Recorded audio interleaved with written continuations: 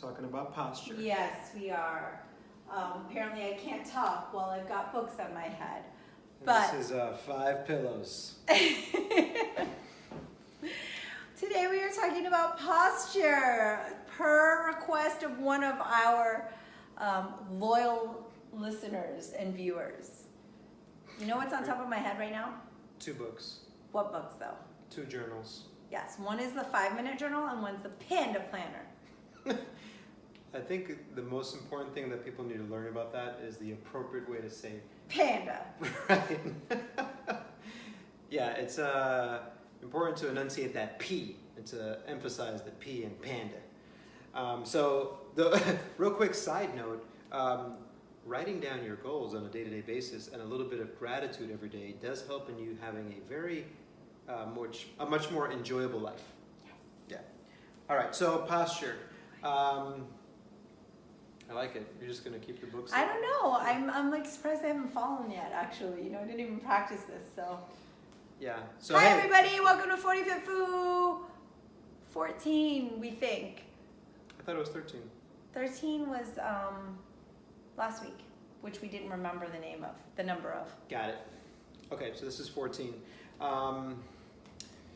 So we're going to talk about posture, and here's how I've been approaching it lately. Is I like to think about posture starting with your position of your hips and your low back. Maybe you should back up. Okay, I'm totally going to take these books off now, right? I don't know. I actually feel pretty comfortable. Okay, yeah, keep them on. So as far as posture for let's say when you're standing, you don't have to squeeze your butt really hard, but you do have to have your butt on. So if you look at me from the side, let's say butt's turned off. If you have questions, by the way, go ahead and send them in. I am looking. Happening. This is I'm going to squeeze my butt, keep my ribs down.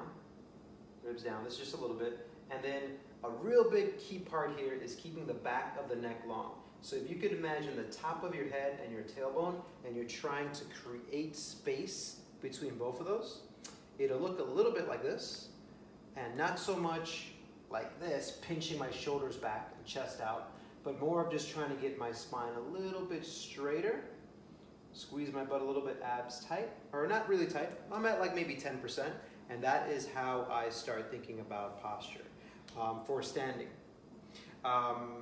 There's a concept by these amazing guys of foundation training, and it is called decompressive breathing or decompression breathing. And that has been a real game changer for me as far as posture throughout the day. It's nearly impossible to be focusing on one sole thing all day and trying to be like, I'm going to be in perfect posture the whole time. But you can get little reminders throughout the day. You can put an alarm on your phone to go off every hour or every 30 minutes. You can put it on your calendar. You can get different apps that remind you to sit up straight. And all you have to do is think about that step-by-step process. Can I tuck my tail in a little bit? Can I expand my ribs when I breathe? And can I get the back of my neck long? So chin back, back of the neck long. And you may not be able to maintain that for a long time. And inevitably, if you have bad posture as part of your as your habit, you will start creeping back in. And so you can hire someone like your wife to say, hey, check your posture out. Which can hey, check your posture out. Okay. Right.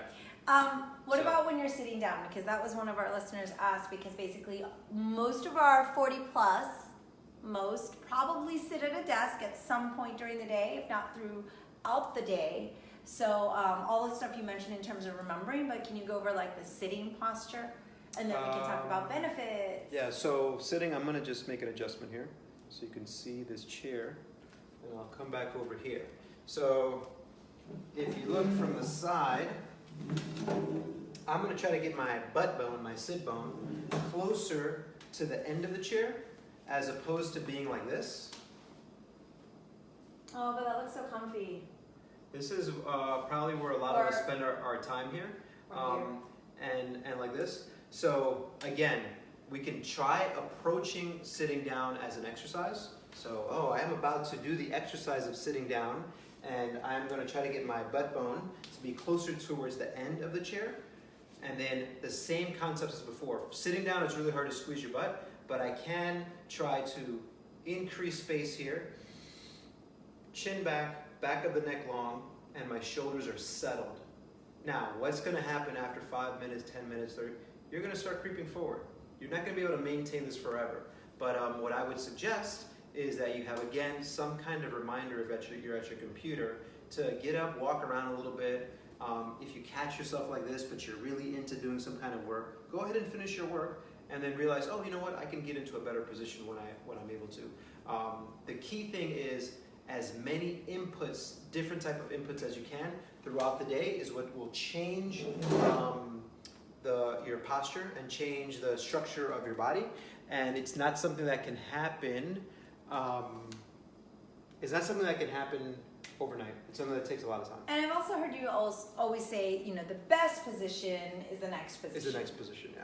So yes, so let's say you're at work and so you have a just because desk. you're like this doesn't mean that's how you should be all day. No, I don't think so. I think you can be changing from standing to sitting to, if you're at a desk, you can, like if you have a pad or a pillow for your knee, you can go into a half kneel position, which is one knee down. Yeah, and everybody will think you look really cool in your cubicle. Yeah, for the religious folks, you can go on 2 knees, and they're just going to be like, oh, that's religious Al, you know, doing his thing, and we're totally okay with it. But the cool thing is that you'll be practicing good hip flexion, and good hip extension, squeezing your butt, and it'll actually be better for you than sitting all day. So double the benefit. And one of the questions we had was, okay, we always hear about posture, and you'll notice that when I'm talking about it, and immediately, anybody that's listening, all 4 of you or whatever, you're like kind of doing this number right now. Like you're here, you're suddenly here. Once you say the word posture, yeah. But like, why is it so bad for us? Like, especially the 40 plus, like what is the big deal? Like, you know, so I have bad posture. I've had it for 40 years. So the first thing is this concept of creep. Excuse me. Best position is the next. Yeah. So there's a concept of creep, of your tissues creeping into a certain position, and what that means is your tissues start making changes after being 20 minutes in a certain position. So if you can imagine being like this, then the tissues of the back of your body will they'll creep into an elongated position, and then these tissues in the front of your body will creep into a shortened position, and then the more time you spend there, then they start laying down collagen, and it'll change the structure of that tissue, which then when it comes to you wanting to do something like, I don't know, let's say it's Kung Fu or something like that, and your instructor's like, hey, straighten up a little bit, get in a better position to throw your punch, to hold onto your weapon, to do a flower. You can't be doing a flower like this, right? With a broadsword. Your tissue, having been crept into that position that took 20 minutes to get there, is going to take a long time for you to get into a better position.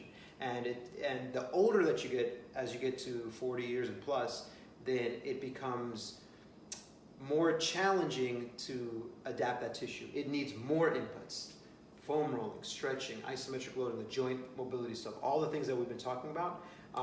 But if you can think of one like big bang for your buck thing that you can do is throughout the day try to address your posture, then you're setting yourself in a pretty good position to then allow you to do what you love, which a lot of the people who are watching this is that they want to do Kung Fu. And specifically Wah Lum Kung Fu requires you to be in pretty good set positions. We don't even have to say posture. You can't say posture. Right. To do even our beginning move, right?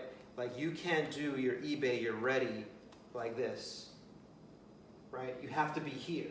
And if you've never been there all day, and then you come in to do class, you're going to struggle. You're going to struggle pretty hard. Yeah. So one of my viewers just said we can't hear us. So I don't know if that's on the CYH side, but on my side, if any of my other viewers can just kind of type and let me know if you can hear me. Can you hear me? Hopefully you can, because we've been talking for the last 5 or 10 minutes here, but hopefully you can hear us. So if any, I think Christine is on. It looks like she joined. Christine, can you let me know if you're hearing audio? If not, then it's maybe just this one person. Let's see. I started noticing that I started suffering from snapping scapula a few years after pausing my Kung Fu training. It took a number of years of getting back into training for it to improve. Yes, and the reason why is because you started training back consistently. And the secret sauce for all success in life is doing something and doing it consistently. So if you stopped doing Kung Fu and those were the times when you were busier at work, traveling more, sitting at your desk, then you got really good at traveling and sitting at your desk. And being a creep. I mean, having creep happen to you. Let's not talk about anyone specific here being a creep. But yeah, so the main point is trying to, throughout the day, find points that will remind you, or finding things that will remind you to check your posture. And checking your posture, again, is not rolling your shoulders back, puffing your chest out. I really like to think about it as trying to get your spine to elongate and get a little bit straighter, pushing your chin back a little bit, get the back of your neck long, as a reminder, especially for Kung Fu, because that will put you in the right position to throw a better punch, kick, to do almost every. Yeah, so let's kind of expand on that a little bit. Something that I know you always talked about was we again use the wonderful Grandmaster Chan, because your mom actually said something really funny about him, which was that basically his back is straight as a board and that it would look like he was like basically like a board. But basically, that's one of the other elements of his Kung Fu that people don't realize. It's these subtleties that, you know, when he's executing something, he is in perfect posture. And in addition, that also helps him from being injury free, right? So basically one of the things that you had always complained about as you started to do Kung Fu was that whenever you would see yourself, you would be kind of like, oh, my posture is so bad. But it's not just a visual thing, that can actually cause injury. And that's one of the things that we want to avoid also, is having bad posture when you're actually doing a movement, because that can cause injury and having issues. And it's caused me injury. I think. So maybe you can share that with our listeners. Yeah, so I have said multiple times, I was like, to you and to other instructors, all of my injury has happened during Kung Fu. Why? Because I'm trying to do and learn something in a bad position. Like, and then I lift the weapon and I'm like this. That's exactly how you look too. I'm like, but I've never hurt myself strength training because I really focus on my position for strength training, and I didn't translate that to Kung Fu. And the reason is it took a lot more mind space and capacity, like brain power, for me to do Kung Fu. Well, I think also, not to disparage, like make strength training simpler, but when you're doing Kung Fu, it's not just one motion. There's so much going on, and for heaven forbid you do have a weapon. There's, you know, for those of you Wah Lum practitioners, there's 5 internal, 5 external elements, and we want all those happening at once. So there's a lot more chance for you to have kind of that issue of being able to focus on one, just isolate one thing. Right, and so then if you haven't done what we talked about earlier in this episode, if you haven't been constantly giving yourself those inputs or those reminders to check your posture, then you're trying to learn a complex move or a complex skill, your body is going to revert to what it knows the best, which is being in bad posture. So even though in your mind you're like, oh, I'm doing what my instructor's telling me, you're not. You're kind of like in these bad positions, which one, will cause injury, and two, which has happened to me a lot, is I look back at a video or a picture of me and say, why the hell didn't anyone ever tell me that I look this bad? Sort of like when you look at a picture of yourself when you're young and you're like, oh, look at this young guy. And I look at a picture of myself now and I was like, why hasn't anyone told me this is what I look like? The worst is FaceTime. FaceTime's the worst, because I'll look at the FaceTime and go, ugh. No, but in terms of that kind of relation of having the bad posture and then having that translate into how it kind of can help your Kung Fu. So thinking about these things throughout the day, like when we're sitting or when we're standing and when we're moving, and just, what I like to tell the students always is like, anything you want to do wants to become second nature, right? So, and the only way to do that is repetition and consistency over time, right? So people say, oh, how can I be good at self-defense? Well, consistency and repetition over time, practicing a movement so it becomes second nature. So it's the same thing with posture. You actually have to actively think about it, and then when you go to do your Kung Fu, you are hopefully staying injury free and executing the move, not just so it looks visually correct, but also so that all of the other components that we've talked about, which is like the strength and the power and the spirit and everything kind of moving together, the power of attainment, Wah Lum guys, all of that comes together, and posture is a really big component that often gets overlooked because it's not something that we work on during Kung Fu class. We don't go, okay, here comes posture exercise, right? That's something that you're gonna have to do on your own time. What we used to do is this little subtle, like if Oscar had bad posture, I would just go, and then he would kind of go. And a lot of my Kung Fu team members, they also know that signal. Sometimes it's a tap on the head or a little tap here. But the danger, of course, is that you don't want to hyperextend, right? Yeah, that's just as bad.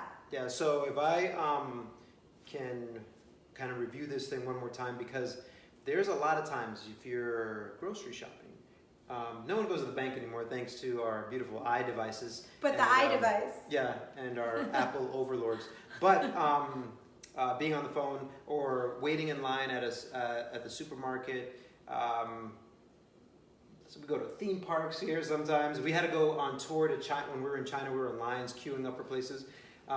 Whenever you think you're bored, if you ever catch yourself going, man, I'm really bored, link that in your mind to check my posture. And the way you can do that, if you're standing, is think, push your feet through the ground, right? Squeeze your butt just a little bit. And then if you think of where your hips are, down here, my hip bone, and my first part of my lower ribs, I want to create space there when I breathe in. And almost like my inhale goes, first breath in is expanding my ribs. Second breath is almost like I'm trying to breathe almost into my armpits, as weird as that sounds. And I'm trying to create space in a 360 degrees, out, forward, back. And then the last part, like I said, is chin back, back of the neck long, like the top of your head is reaching for the ceiling. And it may feel awkward. If you're always like this and you do this, you may actually think that you look really weird, which is what happened to me. I would I'm taller now. Yeah, I would talk to Mimi a lot. And you would do a special voice. I called it straight back face. And it looked like this. Hey, look, I've got my back straight. But because I felt really weird. But when I took away the weird voice and the weird facial face, expression. I can't change my face. But when I took away the weird voice, and I would ask you, I was like, all right, look, I'm practicing my posture. What do I look like? And you would say, that looks really good. And I would say, I would respond with, I feel really awkward. Like I feel like I'm struggling. Like where I'm at right now in the past used to be really challenging for me. And I've trained myself over years, honestly. It's taken me years, a lot of like repetition and also consistently focusing on it. Yes. That you were a big help with that as I well? think there was a time also, for those of you who have a very loving spouse that's just really wanting to help your partner out and just say, well, every time I have to do this, I have to get like 10 minutes of a massage, or you have to do the dishes, or, so if you really want help with getting your posture, then, raise the stakes. Right, and I would always respond with, not only am I now going to fix my posture, but I am also going to give that massage lovingly. Yeah, that's what that would happen all the time.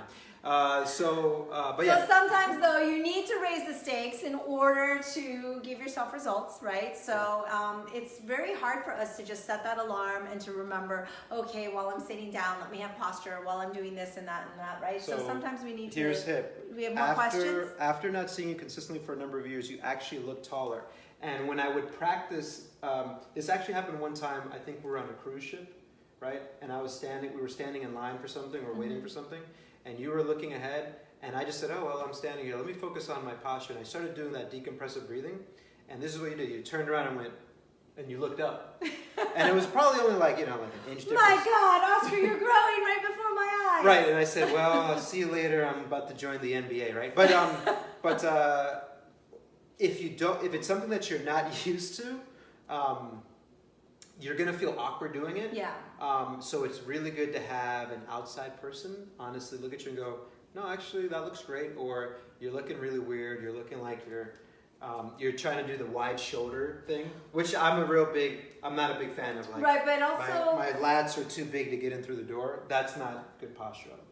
Right, but also you had mentioned that you you're led by example. So I'm fortunate that my dad and my mom, Yes. but they both have really good posture. So growing up, that was what I saw, right? Whereas you said that, you know, my dad had really bad you didn't posture. see good posture. So it's a matter of also what you're surrounded by, why it felt so awkward for you. For me, if like I decide I'm starting to slouch, I feel like I'm slouching. When I stand with good posture, I feel like I'm normal, right? So it's a matter of your normal, where your norm is. So just remember that sometimes even feeling the good posture is painful, right? Yeah, and maybe not, you know, we don't ever want you to be in pain, but it may be very uncomfortable. Yeah, like you're working. Where you're like, man, working to stand. I'm struggling. And at first it was this journey of like, I can't even take a deep breath when I have good posture because I'm focusing on all these different things. Just know that taking it one step at a time, that success, as we've mentioned on this podcast before, is not linear. It kind of circles around. Sometimes you feel like, crap, I don't know what I'm doing. And then you're like, wait, I'm having a little success. And you have a little dip back. And it just goes like that. Maybe but, it's this way for the camera. Yeah, but that consistent practice over time will help. And because we have a lot of you who watch and are interested in doing Kung Fu, but you know, Kung Fu is just a lot of really cool movements. If you're just interested in moving better, focusing on your posture is a way that can be a shortcut for a lot of other skills practices that you have to learn, so that when you're learning that skill, you got the posture down, and then you can focus on learning the skill part, right? Which I think we talked about something is that your dad already has. He has good posture. And the comment that my mom made was, in Spanish, it translates to, yo, say it in Spanish. Él se ve como una mesa que se puso arriba, which means like, it's For like, our Spanish listeners. basically it's like, he's like a table that's like turned up. Like you flipped a table up like this. That's what she would say, is like, geez, it looks like a table just turned up. You know, when he was sitting down for dinner. That may not be realistic for most people, because I still look at him like, maybe my if you God. were on an oyster farming boat for 10 hours a day and you had He to is do a 80 squat. years old and literally has like, boom, military posture. It's probably not going to happen for me. But my own personal experience is focusing on this over the past like almost 2 years. Really focusing on it has helped me out a ton, not only with learning skills, but also in daily, like just how you feel. And you and I took this Sunday kind of as a relaxing day, which we sat down all day. And while that was nice to relax, by the end of the day, I physically felt ill because we were sitting down all day. Like I was like, oh my God, I feel horrible from sitting down all day. So I actually didn't feel horrible, I'll be honest. you sat with good posture though. You know that I sit on the couch like if I got hit by a bus or something. Just like, yeah. So anyway, I don't know. Where else can we go here? Well, before we start wrapping up, if you have any questions, don't forget you can type them in. I'm just going to scan real quick to see if I have anything. And it doesn't look like I have too many questions. Looks like my audio is good now, but we do want to thank you always for joining and for the suggestions. It's very helpful for us, so we don't just stand up here and just talk about what we think you want to hear. It's awesome to hear what you want to hear about. So I do know a lot of you either do sit down all the time, so if you missed half of this episode, please listen to the beginning, because Oscar gave all the technical stuff about how to breathe and readjust your posture for when you're sitting and when you're standing, especially when you're at work, because that also jumps into Kung Fu class. Those of you who are driving in from work after an 8-hour day and sitting in your car, and then you get in and you start to try to do Kung Fu, that's where a lot of the injuries happen as well. We talked about the creep earlier. We talked about your body being stuck in one position and then you trying to move out of it and jumping into class. We actually had someone last week that I was helping with class, and they were doing a movement with a broadsword. Okay. And it was this movement. Oh yeah, where you go all the way underneath. And they were like this, and they were like, I don't understand why my shoulder hurts really bad when I'm in this position. And I was like, oh, that's because your ears and shoulders are so close to each other.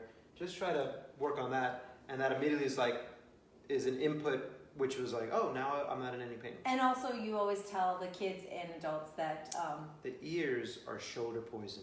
Your ears, if you can visualize, are sprinkling this poisonous dust, fairy dust. That's if it fall, and it's only out here. So if you're up close, yeah, there's a perimeter. It poisons the shoulder. And I stole that from this Strong First kettlebell instructor. Yeah, it's shoulder poison. So ears and shoulders move away from each other. That's a We good have some really good comments here. Everybody wants help working on shoulders and slouching. And our dear friend Erica said she just needs someone to trip her or punch her in the throat every time she slouches. So Okay. that's the accountability thing we talked about, which I think just this is a nicer method. You can't see it on your camera. Just a little tap is okay. But if you need the punch, then just talk to your spouse or friend or partner or somebody, and they can accommodate you. But basically, so just a little tap. If you see me from the side here, this is typical, like maybe shoulders rounded, and to correct it, a lot of people do this. Right. And that is not really what you want to do. So remember the cue of think of from the top of your head to your tailbone, trying to create as much space as you can. Space Make here. the back of your neck long, ears and shoulders away from each other in 360 degrees. And I don't know, my posture feels a lot better, I guess. And balancing the books. Well done. Balancing the books. Well done. This is around the time that is dinner time. So my brain stops working momentarily. Do we have any other questions? I don't see any other questions, so I think we are ready to wrap that up. And if you do have questions, please go ahead and comment in either of our sites. We're both here for you guys, and we really appreciate the suggestion for today's episode. Hopefully you found it useful. And again, these are just small tips and tools that you can use, especially for all of us that are in the 40 plus club. This it right does here really help. can one time hurt your shoulder in class if you just are here, ears and shoulders away from each other. Then not only will the strike be more powerful, but you won't hurt yourself, and you'll look better. It's very counterproductive to hurt yourself when you're trying to execute a attack or punch. Right, exactly right. Yeah. So let's stay injury free. So those are some tips for you guys. Let us know what you think. If you enjoyed this, if you thought we were just like basically here to just show you what we look like with books and other things on our head. I think if you tuned in at the beginning, this is how it started, and so this is how it will end. 5 pillows. Now, I guess my the caveat is that I have a large head, so that's why I'm able to balance it. It doesn't have anything to do with posture. All right, listen, we're done. We're wrapping it up. Hope you guys have a great rest of the week. Hit us up with questions and what you wanted us to talk about for our next 40 Fit Food podcast. Which is number 15. And if you missed it, check out our podcast online. We have a very lengthy extended version that you can check out. So lots of really cool information there. Okay, thanks for tuning in, guys. See you next week.